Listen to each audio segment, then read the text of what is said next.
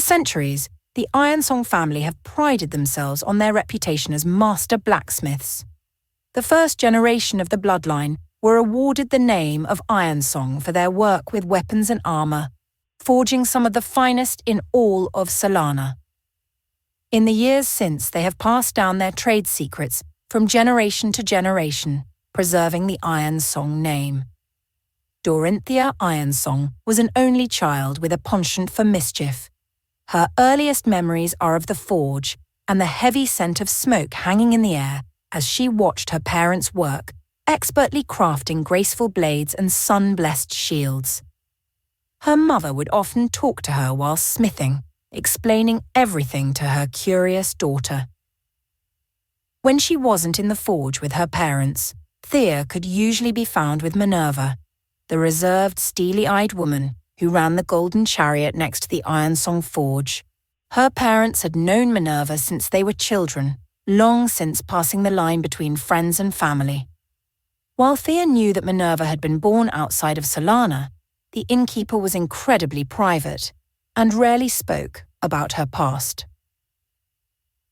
In the mornings, Thea helped out with minor chores, sweeping and cleaning the tavern, before returning to the family forge in the afternoon.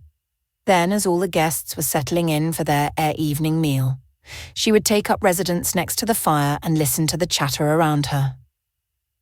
Thea was fascinated by the patrons that came to the inn, many of them travellers visiting from outside of Solana. She loved to listen to them share stories from their hometown, or describe the things they had seen on their travels. Most travellers came from the villages under Solana's protection, following one of the many paths leading to the grand city gates. Others, however, came from further afield to visit the great Library of Illumination, or listen to speeches in the amphitheatre. The busiest time of the year, however, was during the solstice of laurels. The solstice took place once a year, equal parts celebration and ceremony for the Hand of Sol.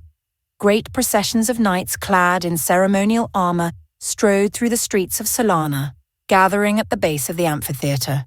Templars, radiant in gold and ivory, marching with their weapons held high, their masks gleaming in the light of the sun. Trainees, squires, knights, all stepping forward to receive the blessings of the Grand Magister, where some were commended for completing their training, recognised before all of Solana. Others were commended for their excellence and dedication, proudly accepting their promotions. After them, a few blessed individuals stepped forward to be inducted as Templars, receiving their masks with honour. Thea always looked forward to the solstice. Sitting high above the arena, she would watch as the Knights of Solana marched forward in perfect unison, their heads raised high with pride. Visitors came from all over Rata to witness the ceremony and see the noble men and women who became the new generation of knights for the Hand of Sol. After the ceremony concluded, she would make her way back to the golden chariot to listen to the visitors talking in hushed whispers, their voices full of awe as they spoke of the solstice and the radiant warriors who marched beneath the light of the sun. The Awakening. While Thea admired the Hand of Sol, she already knew her destiny. Her family had been chosen long ago to serve Solana as master blacksmiths, and she was proud to continue the Ironsong legacy.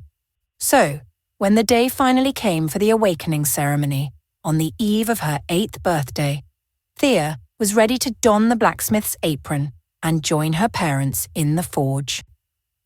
Following the Chancellor into the ceremonial chamber, Thea went to stand at the centre of the room, looking around at all of the objects lining the walls. She searched for the gentle light of a blacksmith's hammer activating, awakening, glowing like a dying ember in the heat of the forge. Yet as Thea waited, she did not see a hammer, nor an anvil, tongs, or the blacksmith's heavy apron. Instead, hundreds of swords all began to shine, resonating with the light of Sol. They darted into the air, flying around her like stars around the sun. Their glow was so bright that they began to illuminate the entire room, the darkened hall flooding with the vibrant light of the noonday sun. One sword in particular caught Thea's attention, a graceful thin blade with a gilded hilt. It circled closer and closer, and on its next pass, Thea reached out and plucked it from the air, grasping it tightly in her tiny hand. All at once, the rest of the swords fell to the ground with a sharp clatter, still and silent upon the marble floor. The next day, the Archon of Thea's district proclaimed her a prodigy swordsman of great potential, and Thea was immediately enrolled into training with the hand of Sol. Even as her parents rejoiced, honoured that Sol would choose their daughter to be a knight, Minerva only watched Thea quietly, something unreadable lingering in her shrewd gaze. Genesis. Thea's training began with simple classes taught by scholars from the light of Sol. Their lessons covered everything from the history of Solana to the lands beyond the city walls to the many creatures of Ratha. As their training progressed, this grew to include theory relevant to their training, such as the structure of different weapons and armor, how to identify their opponent's weaknesses, and how to play to their own strengths. Thea quickly made friends with two of her fellow trainees. Valeria, short and stubborn, was determined to live up to her family legacy and spoke of her desire to one day become a Templar. Felix was a dark-haired, light-hearted, enthusiastic young boy, excited about their training and filled with gratitude to Sol for giving him the chance to become a knight. The trio were inseparable, spending almost every waking hour in each other's company. Every day, Thea rose from her warm bed above the family forge and travelled to the outer walls to begin training. Solides through Verides were spent with scholars and knights in the classroom, learning theory. Exorides and Merides were spent training, beginning with drills to learn footwork and technique, before progressing to sparring as they grew older and a little more experienced. Finally, Vesperides would come a day of rest, for the trainees to do as they pleased and enjoy the company of their family and friends. Thea, Valeria, and Felix often spent Vesperides either in the Golden Chariot listening to travellers' tales, or in the amphitheatre, listening to the magisters who spoke the word of Sol. On their way home, strolling amongst the verdant gardens of the Silvarium, they would often talk about the future, dreaming about the day that they would journey outside the walls as knights of Solana. They wondered aloud about distant lands, imagining what they might see beyond the golden fields. The tales they heard in the Golden Chariot fueled their imaginations, and they dreamed together about the day they would step forward to uphold their sacred duty. Most of all, they dreamt about their future party and the radiant Templar that would lead them beyond the great gates of Solana. Over time, their schedule began to shift, allowing for more time for physical training to perfect their fighting abilities and prepare them for battle. Their lessons covered everything that they might need to survive, information that would be crucial to protecting themselves from the horrors of the outside world. "You have no need to fear the world beyond the walls," Charis told them. Their main instructor, she reminded them to put their faith in Sol. The glory of Sol will protect you from any threat. Sol knows all and will always guide you to the path of the light. Even as Thea revelled in their training, finding joy in the structure and purpose granted by the will of Sol, she struggled with the rigid beliefs of her teachers. Meanwhile, her fellow trainees grew quieter and more reserved with each passing year, settling into their roles within the hand of Sol. Come together. After 6 long years, Thea, Valeria, and Felix journeyed to the amphitheatre, excited to meet their party and receive the weapons and armour of a squire. The solstice of laurels commenced as a procession of noble warriors marched onto the stage, bowing their heads before the cheering crowds. As the trainees crossed the stage, pausing to receive the magister's blessings with a humble bow, Thea turned to look out over the crowds before her, all rejoicing under the light of the sun. The solstice continued long into the day, the figures of proud lieutenants stepping aside to give room to the Templars, resplendent in their gilded ceremonial armour. Thea and Valeria, assigned to the same party, stepped forward to meet the Templar striding toward them. A masked figure cast in gold and silver met their gaze, armour polished to a bright shine, the features of her mask pulled into an aloof expression, with eyes that made it seem as if she was staring straight through them. The Templar, Hala, introduced them to their lieutenant, a younger man named Faris, the knights of their party, Vitus, Pallas and Darius, and Marcus, a scholar from the Light of Sol. The party left Solana the following day and ventured out into the villages, patrolling and offering help to those in need, repairing damaged buildings, tracking down lost livestock, bolstering defences, digging wells, building fences, hunting wild beasts, tracking and exterminating groups of bandits, anything that the villagers needed. Marcus, as a senior scholar, helped to heal the sick and injured, and gave speeches about Sol and the blessings of the light. They roamed the plains beyond Solana, staying in villages for weeks, sometimes months at a time. By day they worked tirelessly to help their neighbours, and by night sat by the local inn's fire to hear stories from grateful villagers. On their travels, the party often told stories to pass the time, sharing their own experiences or stories from Solana's history. Thea's memories of her time as a squire were often fond recollections of these moments, spent laughing and chatting under the light of the sun. She often went forward to join Hala at the front of the party, finding moments to talk to the Radiant Templar. Hala indulged the young squire, sharing tales of her past and lessons she'd learned while in the hand of Sol. Occasionally, Thea would manage to convince Hala to spar with her, taking advantage of the tiny breaks between their patrols. Wielding Dawnblade, the sword that she had been bestowed during her awakening ceremony, Thea was quick and agile, darting around her opponent with ease. However, the Templar was a relentless opponent, constantly one step ahead. In all their time together, Thea only managed to get past Hala's shield 3 times, basking in the quiet pride in the Hala's voice as she congratulated her. Several months into their patrol, one villager spoke to them in whispers, describing a massacre that had been discovered within the jungles to the west. They described a party of knights that lay strewn across the earth, armour torn open, blood coating the ground in a layer of muddied crimson. The tale was not unusual.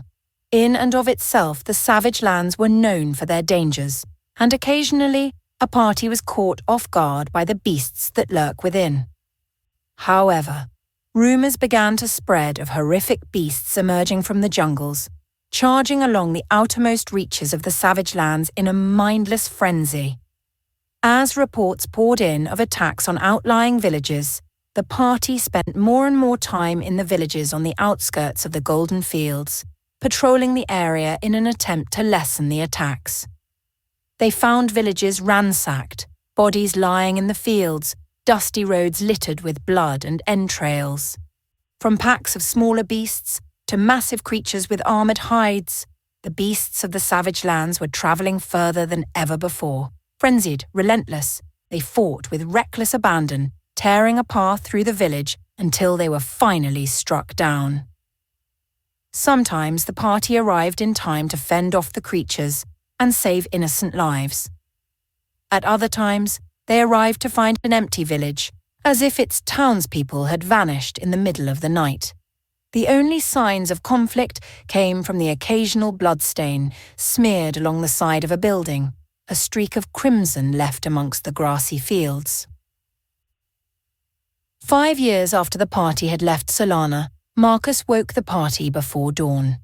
In the morning twilight, he relayed a message sent by an Archon, summoning them to one of the forward camps located on the outskirts of the savage lands.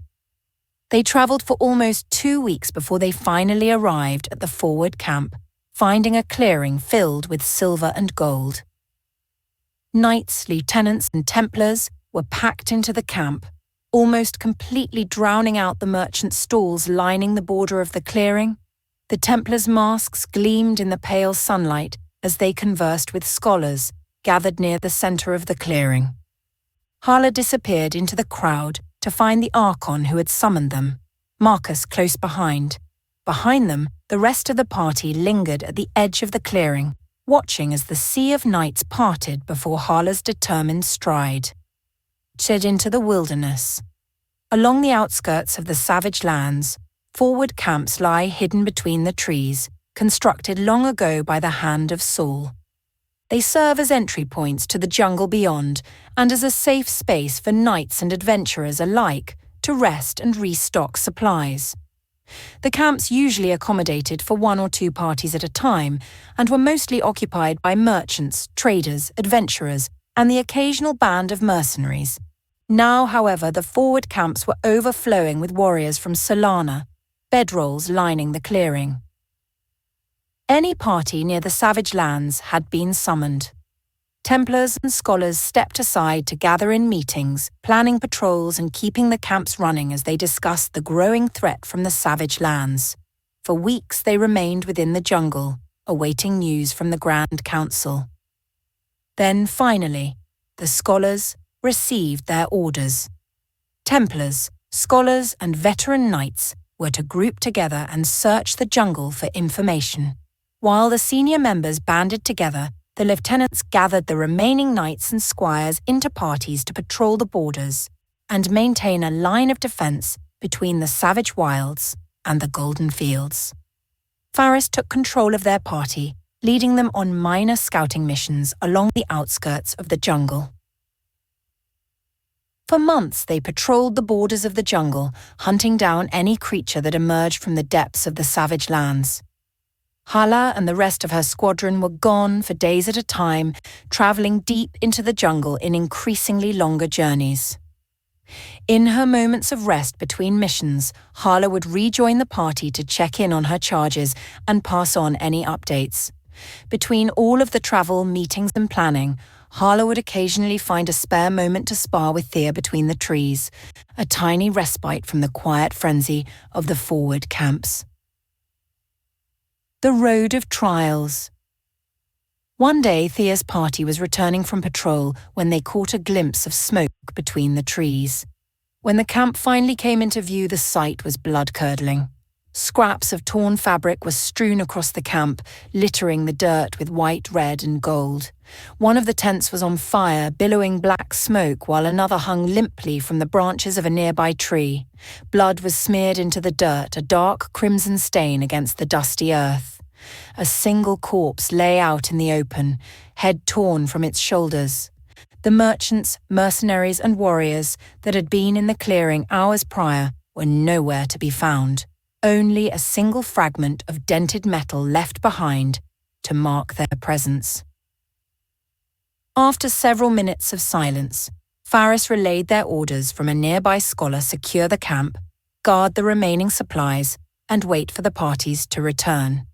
Thea tried to convince Faris to go after the missing people, that they could be out there, somewhere still alive, dying in slow, silent agony as they waited for someone to come for them. However, it didn't work. Quietly, gently, Faris repeated their orders, reminding her that Saul knew best. Thea was certain that there had to be a mistake. She had seen firsthand the brutality and savagery that the creatures of the savage lands were capable of. Surely Saul, a being of wisdom and mercy, wouldn't tell them to leave innocent people to their fate, torn apart by vicious beasts, disemboweled and left to slowly bleed to death. For a while, Thea continued to help her party clean up the camp and secure what was left, but by sundown, she had made up her mind. As the sun began to set and those present were working to secure the camp, Thea took her chance. She stole several weapons from the stockpile and disappeared into the shadows. At first, she struggled to find any tracks, but eventually stumbled across some blood smeared against a tree trunk.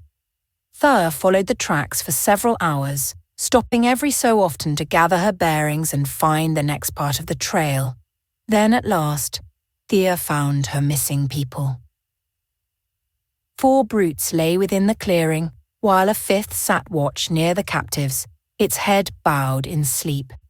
11 people were tied to the trees next to it. Thea recognized 6 of them as merchants, and 2 more bore the armor of the hand of Saul. The remaining 3 appeared to be mercenaries, judging by their light armor. Slowly, quietly, she made her way over to the 2 knights, untying them and handing them a weapon each. While she worked on the mercenaries, she looked over, expecting the 2 knights to already be on their feet and helping others, yet they were still sitting against the tree. On closer inspection, Thea saw the wounds seeping crimson against their armor, the way they were slumped forward, faces waxy and pale. They were barely going to be able to walk, let alone wield a weapon. The rest of the group were little better. Many of the captives appeared to be badly wounded, exhausted, or suffering from extreme blood loss. Just as she began to wonder how she was going to help these people escape, she heard the distinctive rasp of metal against wood. Behind her, the guard rose to its feet, club clenched tightly in one fist. Thea drew her blade, already moving in an attempt to silence it before it could alert the rest of the pack. But it was too late. With a bellowing roar, it roused the other brutes from their slumber. As the pack lurched to their feet, Thea noticed one of the warriors out of the corner of her eye, struggling to rise, leaning heavily on the tree as he straightened. Raising Dawnblade before her, Thea placed herself between the pack of brutes and the camp survivors. She was preparing herself for battle when she noticed a faint flash of light between the trees, recognizing the metallic shine of silver armor. Hala and the rest of her party burst into the clearing, the Templar holding her shield out before her as she charged the brutes, brandishing her sword, shining with the light of Marcus's magic. Within seconds, the group was under attack, and the sounds of fierce battle filled the clearing. The party began to make some headway as one of the brutes ran into the jungle badly injured. For a moment, it almost seemed as if they could all make it out okay. Yet before they could defeat the remaining brutes, before they could help any of the captives to their feet, before they could even try to get anybody back to camp, a great bellow echoed throughout the clearing. 9 more brutes emerged from the line of trees, one of them towering high above the others, skin grey and craggy, eyes dark as it charged toward them. They were outnumbered, overpowered, and outmatched. The party had no choice but to flee. As Hala sounded a retreat, charging at the brutes to give the rest of the party enough time to flee, Thea started forward to help the captives struggling to their feet. Then Marcus appeared before her. Blocking her path, he pulled her away, dragging her out of the clearing and forcing her to run toward the camp. As they dashed through the trees, the air was filled with the sound of pained screams, echoing from all those they had left behind. When the morning came, the sun rising to flood the forward camp with light, only 3 members of the party had emerged into the campsite. Marcus and Thea arrived first, supporting Hala between them, grey-faced from blood loss, her head hanging limply from her shoulders. While with some difficulty Thea had been forced to leave the others behind, she had refused to return to camp without Hala. The pair found her on the brink of death, badly injured from her battle with the brutes. Even as the scholars rushed to lie her down on a bedroll, calling light to their fingertips, her breathing grew shallower, her wounds still seeping blood. Several hours later, just as Thea was about to give up hope, another group of knights entered the clearing, one of them carrying an unconscious Valeria over one shoulder. For hours, the camp was bustling with activity as other parties returned from scouting missions and damage control. Thea watched silently, oblivious to the commotion around her as she observed her friend. As Valeria finally began to stir, Thea felt a flood of relief wash over her, rising from her bedroll to make her way over to her friend. Yet when Valeria glanced in her direction, her expression shuttered, and Thea watched as she turned her face away, a burning anger in her eyes. Return to the fold. In the years since leaving Solana, Thea had imagined their return to the city more than once. The party marching through the gates, welcomed by their people, pleased to return to their home. Yet at the age of 19, Thea found the reality to be much different. Their quiet procession through the Fates was somber, the walls pale in the light of dawn as they passed through the city streets. Valeria marched ahead of her, carrying Vitus's shield on one arm, completely silent. Hala sat atop a dark mare, her face still pale, clutching her side with one arm as Thea slowly led her horse forward. Thea could feel Marcus's gaze upon her back, and she wondered idly if Saul was watching her as well, looking on in disapproval. After handing in her armor, Thea made her way back to the smithing district. As she walked down the main street, gaze fixed on the outline of Minerva's tavern, she began to slow, coming to a halt in front of her childhood home.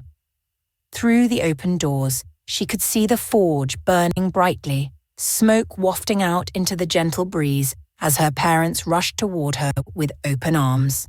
She spent several hours with her parents, answering all of their questions with a growing sense of exhaustion. Finally, she found an opportunity to slip away to the golden chariot. The moment that she stepped through the front door, Thea came face to face with the tavern owner's steely gaze. For a moment, both stood completely still, staring silently at one another. Streaks of grey had appeared in Minerva's vibrant auburn hair, dark circles hanging beneath her eyes, fine wrinkles lining her skin. She looked so much older than Thea remembered, and yet somehow it seemed as if she hadn't changed at all. Just as she opened her mouth to say something, Minerva suddenly lurched forward, wrapping Thea in a tight hug. In the familiar comfort of the inn, Minerva listened silently as Thea described the last few years. She spoke of the rumours that had spread, of the fear and unease, of the village that they'd found in ruins. She spoke of travelling to the savage lands and patrolling the outskirts of the jungle. She spoke of coming back to find the forward camp in chaos, of the captives that had been taken and the people still missing. She spoke of leaving to find survivors, of stumbling across the pack of brutes and trying to help them, and how it had achieved nothing.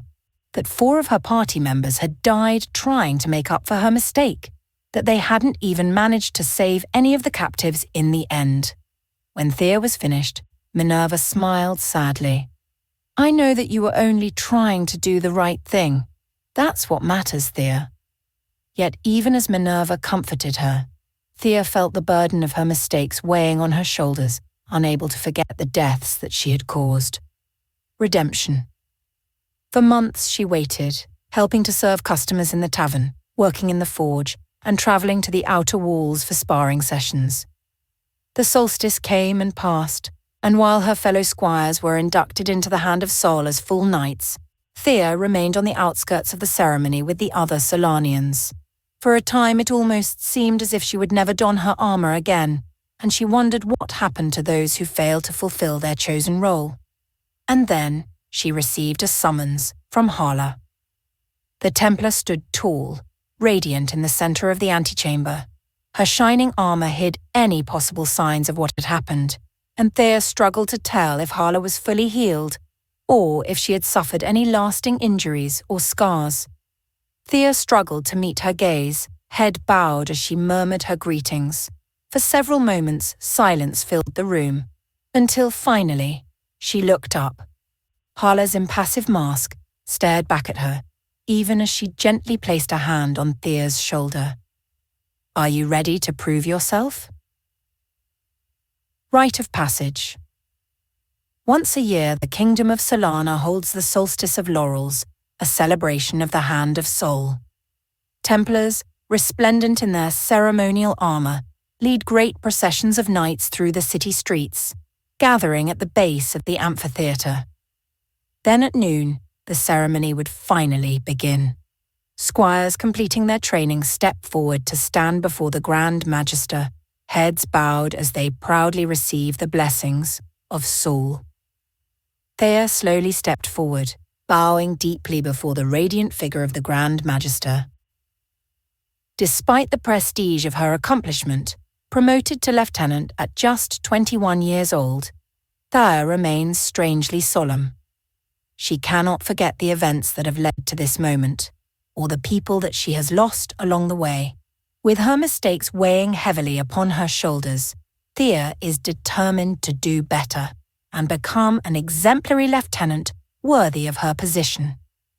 Before the people of Solana, Thea makes a promise to herself she will learn from her past, follow the will of Saul, and honor her people. In the name of Sol, I swear that I shall serve Solana to the best of my ability until death relieves me of this sacred duty. I swear that I will protect Solana and all those who live within its walls. Her voice rang out, cutting through the hushed quiet of the crowds watching over her. By the blessed light, I shall carry out this oath, and never shall I knowingly nor willingly violate this, my solemn oath and obligation as a lieutenant of Solana, the outstretched hand of Saul. By the glory of Saul's light, in Saul's name, so shall it be.